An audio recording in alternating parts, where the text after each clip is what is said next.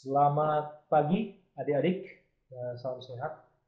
Jadi pada pertemuan keempat ini kita akan mempelajari metode potensiometer untuk digunakan pada instrumen pengukuran.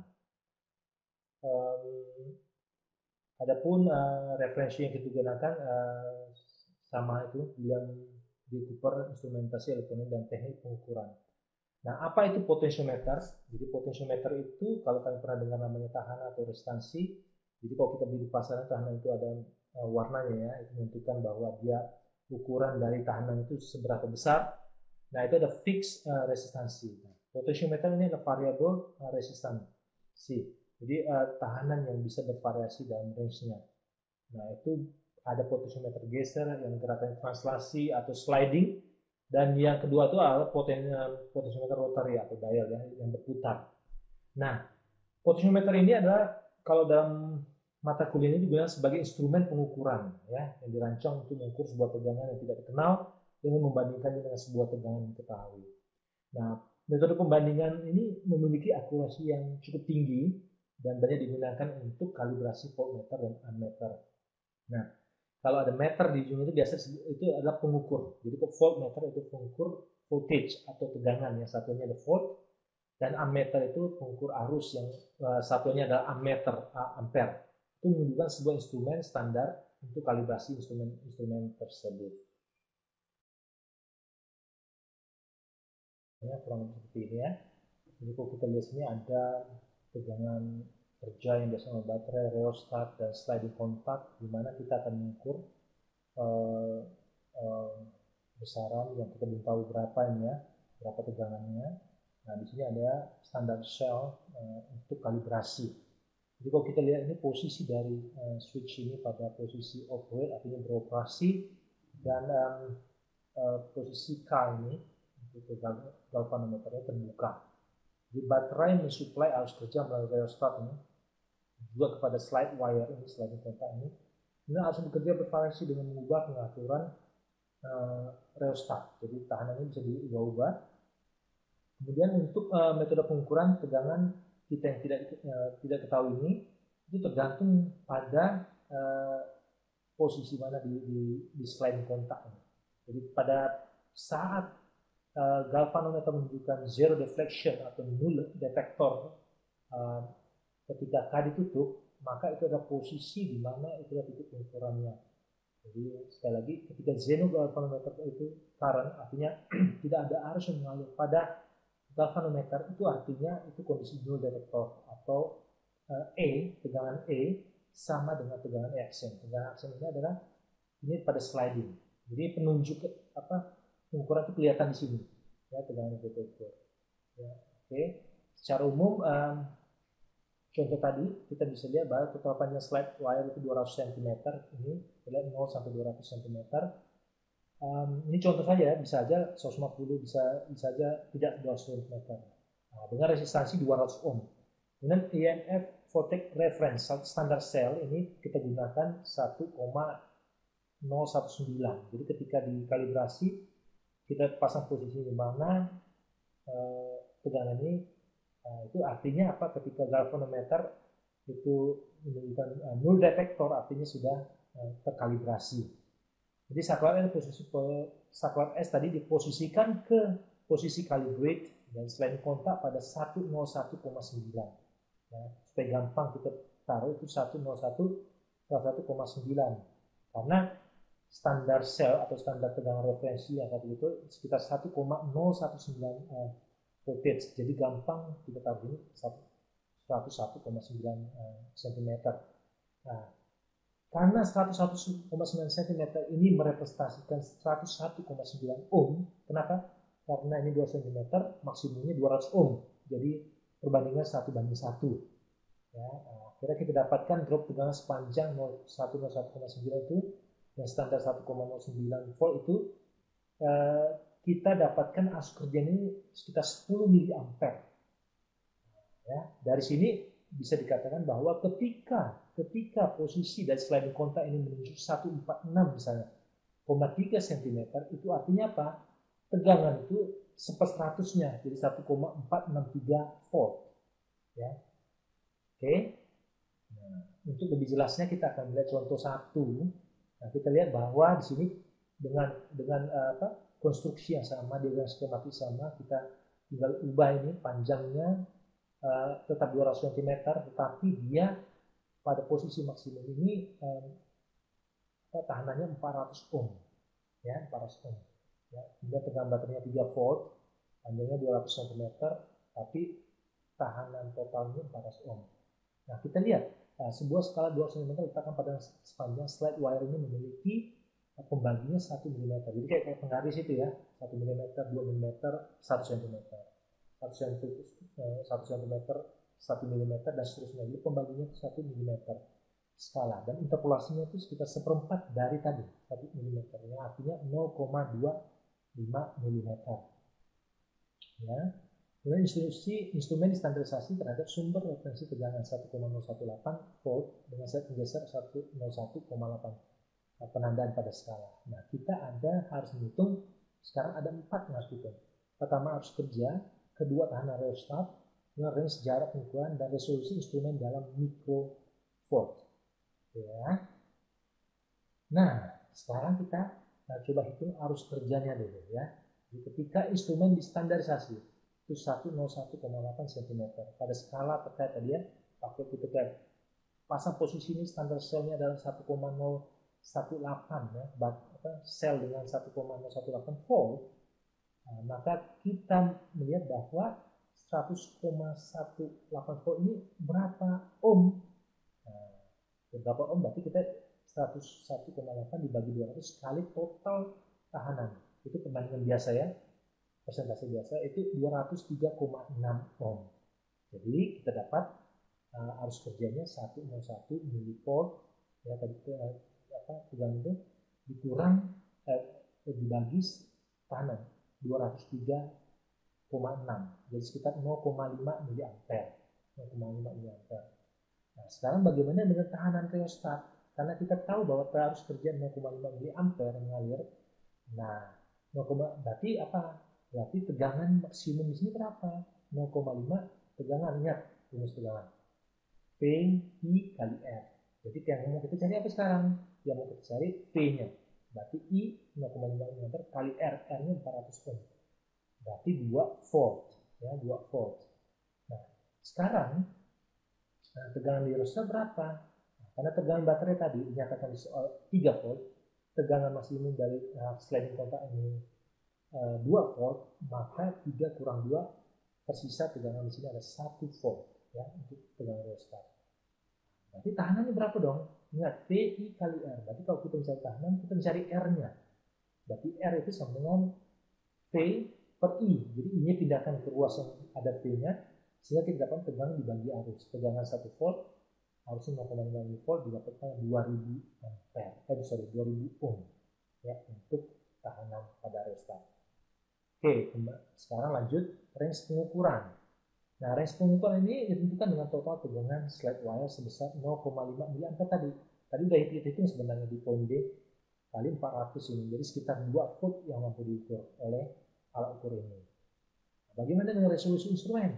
Nah, ingat tadi ya, resolusi potensiometer tentukan oleh tegangan yang direpresentasikan seperempat skala pembagian ya. Karena total panjangnya 200 cm dan 2 volt totalnya ya. Maka apa? Maka dapat resolusi instrumen itu 0,025 seperempat tadi, seperempat dibagi 200 cm kali 2 volt, jadi sekitar 0,25 milivolt ya, kurang lebih seperti itu.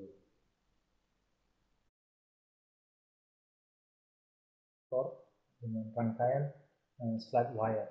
Jadi kalau kita lihat tipe dial ini bertujuan untuk mengurangi ukuran instrumen. Karena kalau kita pakai tadi yang sliding kontak atau slide wire tadi, semakin besar resistansi yang dibutuhkan untuk semakin panjang. Sedangkan bentuk tipe dial atau rotar ini kita bisa ada putarannya, kemudian kita mau panjang lagi ada putaran kedua, putaran ketiga dan seterusnya, sehingga sangat mengurangi ukuran dari instrumen. Jadi kalau kita lihat di gambar ini menunjukkan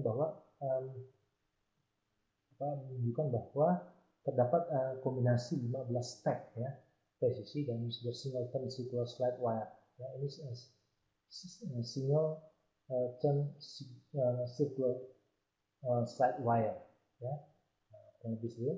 Kemudian arus kerja potentiometer ini misalnya dijaga 10 mA, sehingga setiap step diode switch, ya, itu berhubungan dengan step tegangan 0,1 volt. Ya, masing-masing kalau untuk skala slide wire terkait dengan 0,005 volt, pembaca diestimasikan mendekati sekitar 0,01 volt. Jadi kalau kita lihat ini ada pembacaan. Mungkin kurang jelas ya. Nah, kita lihat lebih jelas lagi nanti di contoh kedua ya.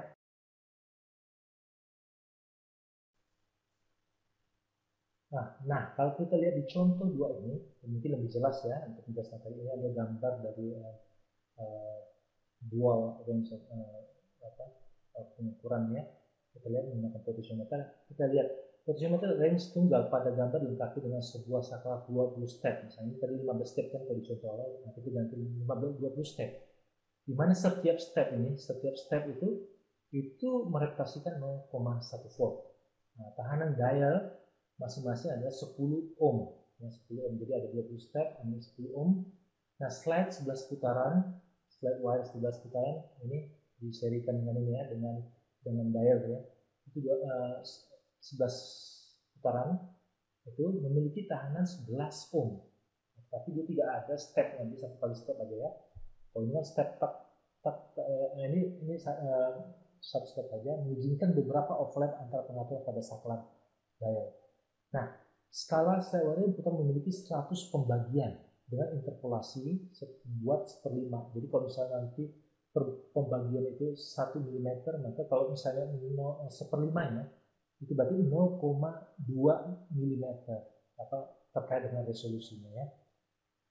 Nah, tegangan kerja baterai atau working baterai itu dalamnya kita set misalnya 6 volt misalnya, dan tahanan dalam diabaikan. Nah, kalau di soal ini coba kita hitung, ada 4 yang perlu kita hitung. Pertama, range pengukuran potentiometer itu berapa, resolusi dalam mikro volt itu berapa, ya, dan arus kerja itu berapa, kemudian pengaturan rheostat itu bagaimana. Oke, jadi kita lihat yang pertama dulu, range pengukuran potentiometer. Kita lihat di sini. Nah, kalau kita lihat di sini total tahanan Rm, ya, Rm itu artinya apa? Itu tahanan di sini, ya, dan di dial ini, dan tahanan di slide wire ini. Ya. Nah, kita lihat bahwa ini tadi ada kita susun, ini bukan 15 step ya. Kalau soal tadi kita, tapi gambarnya sama, cuma informasi step yang berbeda. Itu 20 step, masing-masing step itu 10 ohm. Jadi 20 kali 10 ohm, jadi sekitar 200 ohm totalnya. Nah, sedangkan ini ada satu step, tetapi dia 11 ohm. Jadi total tahanan ini, tahanan rangkaian pengukuran ini adalah 211 ohm, gitu ya. Kalau dijumlahkan karena ini serial ya. Nah, karena setiap 10 ohm step pada saat dial merepresentasikan tegangan 0,1 volt, maka total range pengukuran itu 211 tadi total tahanan ini dibagi 10, maka dikali 0,1 volt itu sekitar 2,11 volt ini ya. Oke, range pengukuran potentiometer. Jadi yang bisa diukur oleh potentiometer ini, rangkaian instrumen pengukuran berbasis potentiometer adalah maksimum 2,11 volt. Oke. Nah, kemudian bagaimana dengan resolusi? Resolusi kita lihat bahwa 11 ohm di sini, ya, 11 ohm slide wire merepresentasikan sebuah tegangan 0,1 volt. Setiap putaran slide wire merepresentasikan 0,1 volt dibagi dengan 11, ya, 11 ohm. Artinya apa? Nah, kita sekitar dapat 0,01 volt resolusinya atau 10 mV, ya. Nah, setiap bagian pada skala slide wire ini merepresentasikan 1/100 1/100 tadi, karena ada 100 bagian tadi kalau disebutkan soalnya ada 100 bagian, ada 100 bagian. Berarti berapa? 1/100 kali 10 mV itu sekitar 0,1 mV atau 100 mikrofarad. Nah, karena interpolasi tadi ya, interpolasi atau di dalam pembagian itu bisa dibuat interpolasi 1/5, nah kita bagi 5 lagi dia, berarti 1/5 kali 100 mikrovolt, artinya resolusi instrumen itu 20 mikrofarad. volt, ya kecil ya. Jadi makin kecil makin presisi. Nah, bagaimana arus kerja? Nah, jadi untuk mempertahankan tegangan 0,1 volt, jadi melalui masing-masing 10 ohm tahanan dial ini, maka arus kerja harusnya 0,1, jadi tegangannya tetap 0,1 atau 1, nah, tetapi dibagi dengan 10 ohm, jadi 10 miliampere harus mengalir sehingga semua tegangan tetap 0,1 setiap step ini. Oke. Nah, bagaimana dengan pengaturan rheostat? Nah, pengaturan rheostat ini karena tegangan pada seluruh tahanan ukuran adalah 2,11 volt, ya 2,1 volt, maka drop tegangan pada rheostat ini jadi sebesar, karena tegangan baterai tadi 6 volt, sedangkan tegangan pada pengukuran ini 2,11, maka tegangan pada rheostatnya 6 volt dikurang 2,11 jadi 3,89 volt. Jadi kalau kita ingin mencari tahanan berapa, maka ya itu berarti tegangan dibagi dengan arus. Ya, tegangan dapat 3,89, arus tadi 10 mA, didapatlah tahanan itu 389 ohm. Kurang lebih seperti itu. Oke. Nah, berikutnya adalah dual range potentiometer. Jadi kita bisa atur kali 1 atau kali 0,1. Ya. Jadi tadi sama konsepnya, cuman dia tidak hanya kali 1, tapi bisa dikalikan 0,1. Ya. Dibagi 10 gitu. Nah, dimana di sini adalah ya, titik pengukurannya ya, titik pengukurannya. Nah, kita lihat, kita jadikan ini lebih sederhana. Rangkaian ini kita lihat kurang lebih rangkaiannya seperti ini. Ya, ini rheostat, tegangan baterai, ya ini tegangan akumulasi dari rheostat dan baterai. Kemudian di sini kita lihat bahwa berapa ini ya. Ya, ini adalah tambahan S1 S2. Nah, ini sliding wire 10 ohm, main dial tadi yang berapa step itu 10 150 ohm, harusnya mengalir itu 10 mA. Nah, sekarang kalau kita melihat kalau dia terkoneksi ke kali 1, range kali 1, maka apa yang terjadi adalah ini. Artinya apa? Range kali 1 berarti kan ini kalau kita lihat ini kan ketemu di sini nih. Berarti yang paralel itu R1, R2 dengan kalau kita ambil, kita tarik ini ke sini nih. Tarik ini artinya ini kan seri. Karena ini putus nih, ini seri. Nah, ini seri, tapi ini R1, R2 paralel dengan tahanan pengukuran. Jadi akhirnya kita bisa gambarkan rangkaian ekuivalennya adalah kurang lebih seperti ini. R1, R2, dan tahanan pengukuran. Nah, tetapi kalau kita pindahkan saklar ini ke kali 0,1, nah ini beda lagi. Jadi titiknya itu di sini. Artinya apa? Ini sendiri R1, sedangkan ini menjadi seri ya. R2 sama 150 ohm, sama 150 ohm itu jadi serial. Itu kita gambarkan kurang lebih sini. Rn ya, yang tadi 150 tambah 10 ini serial dengan R2 paralel dengan R1. Jadi kalau dikalikan 0,1 ini yang terjadi, kalau dikalikan 1 ini yang terjadi. Nah, kalau kita lihat dulu, artinya apa? Tahanan kali 1 tadi ya, range kali 1 sama dengan tahanan kali 0,1, range 0,1. Jadi kalau kita ambil sini tahanan mewakili ya, tahanan ekivalen dari ini apa? Karena paralel Rn ya, dikali S1 tambah R2 dibagi S1 tambah R2 tambah Rn. Ingat itu adalah rangkaian listrik dasar ya, kondisi paralel. Jadi kalau tahanan ini ketika seri itu ditambahkan saja, tapi ketika di paralel ya, di paralel kurang lebih dari Rn kali yang paralel satunya dibagi, dijumlahkan semua sama dengan yang kali 0,1. Jadi ini kan R1 berarti kan dikali Rn tambah R2 dibagi R1 tambah R2 tambah Rn. Jadi ini R1 kali R2 dibagi R1 tambah R2 tambah Rn. Nah, dari sini kita bisa dapatkan R2N itu sama dengan R1 kali R2. Atau lebih gampangnya lagi, R2 kita bisa hilangkan ini, artinya R1 sama dengan Rn. Ya, untuk kondisi baik untuk kondisi range kali 1 maupun untuk kali 2. Nah, untuk kondisi range kali 1 EAC ini adalah sama dengan IN kali Rn. Nah, jadi kok tegangan di sini kan kalau paralel tegangan itu sama. Jadi tegangan di sini sama dengan tegangan di sini sama. Kecuali ini serial, tegangan di R1 dengan tegangan 2 pasti beda. Tapi ini tegangan ini kita bisa dapatkan EAC, tegangan ini itu sama dengan tegangan ini.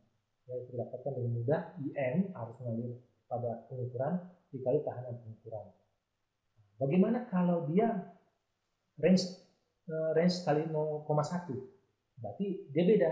Kita lihat I2 di sini. Ya, I2 kali R1 dia EAC-nya. Jadi kalau kita kombinasi berarti tadi EAC 2 ini harus sama, IMRN harus sama dengan I2 R1 supaya kita dapatkan nilai yang bisa berlaku baik untuk range 0,1 range kali 1 maupun range kali 0,1. Maka dari sini kita bisa dapatkan IM sama dengan IM sama dengan I2. Kenapa? Karena kalau kita lihat R1 sama M, ini R1 sama M di persamaan kedua. Ya, berapa IM dengan I2. Oke. Nah, berikutnya dari persamaan itu menunjukkan bahwa arus shunt itu arus yang ini, ya, arus yang paralel itu pada range kali 0,1 pasti sama dengan arus pengukuran pada IM. Ya, harus sama. Ya, tidak harus sama. Ya, pada range kali 1. Maka arus baterai IS, arus baterai itu arus yang mengalir ini.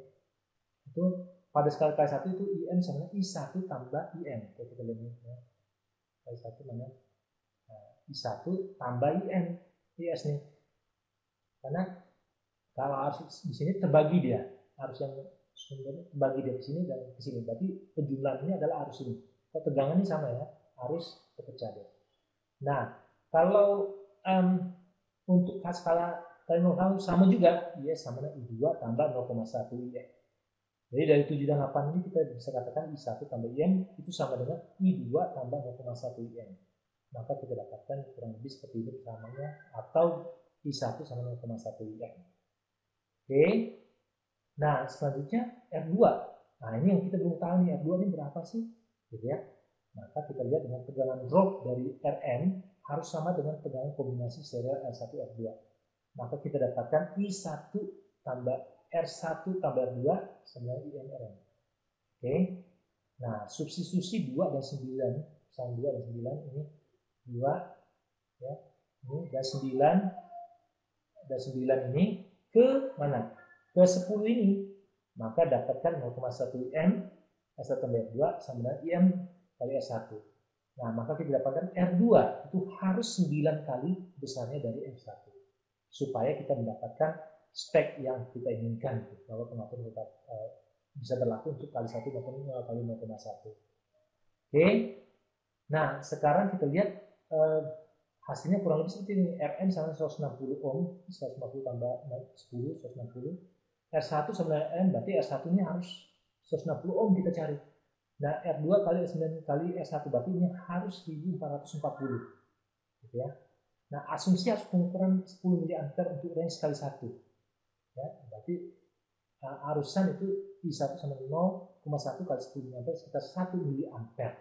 Jadi total arus baterai itu 11 mA. Kurang lebih seperti itu penjelasannya ya. Oke. Nah, itu dual range. Ada juga nanti multiple range. Jadi konsepnya hampir sama. Ya, jadi ini multiple, bisa berbagai range kita gunakan. Oke ya. Nah, oke. Berikutnya ini adalah volt box.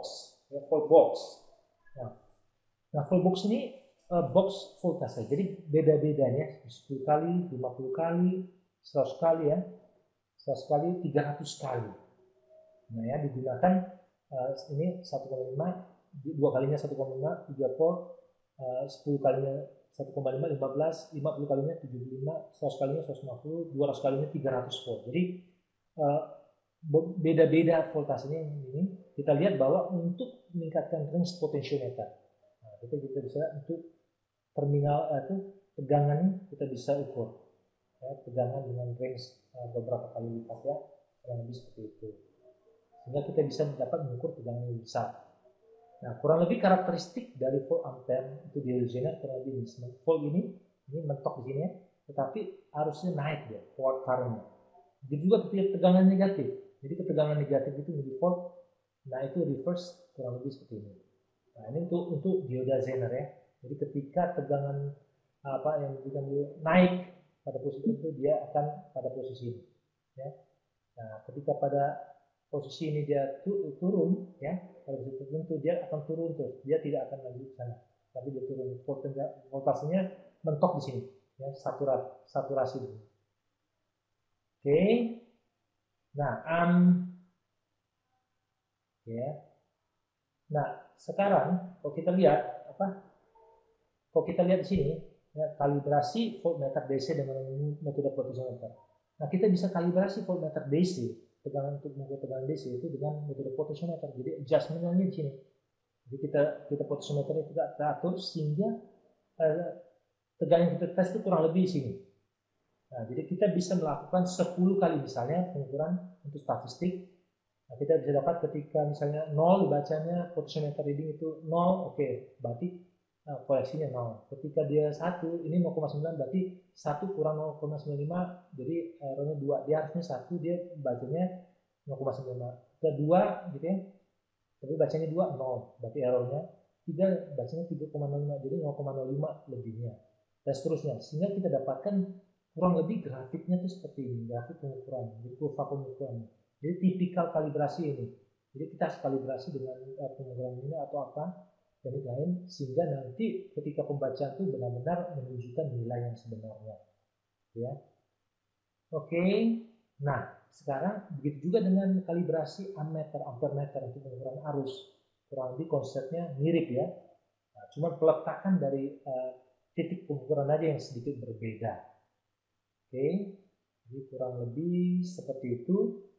Dan yang terakhir untuk pengukuran ini dengan galvanometer ini karena terkait dengan potensiometer itu ada 3 tipe null detektor. Pertama, galvanometer tipe pointer itu ada penunjuknya, ya. Jadi ke penunjuknya 0 berarti kita pada posisi null detektor. Tapi ada juga modelnya refleksi galvanometer dengan lampu dan skala. Lampu ini apa? Artinya apa? Ketika di galvanometer ada indikator lampu, dia nyala, berarti itu belum 0. Karena masih ada arus mengalir. Jadi ketika dia 0 itu ketika apa? Ketika lampu ini tidak nyala lagi. Ya. Dengan null detektor elektronik. Bisa juga menggunakan konsep elektronik. Baik, nah itulah beberapa penjelasan tentang bagaimana kita dapat menggunakan konsep potensiometer atau metode potensiometer untuk melakukan instrumen untuk dijadikan sebagai instrumen pengukuran, baik pengukuran langsung maupun dengan kalibrasi maupun dengan beberapa range. Oke, nah, nanti kita lanjutkan lagi perkuliahan itu minggu depan.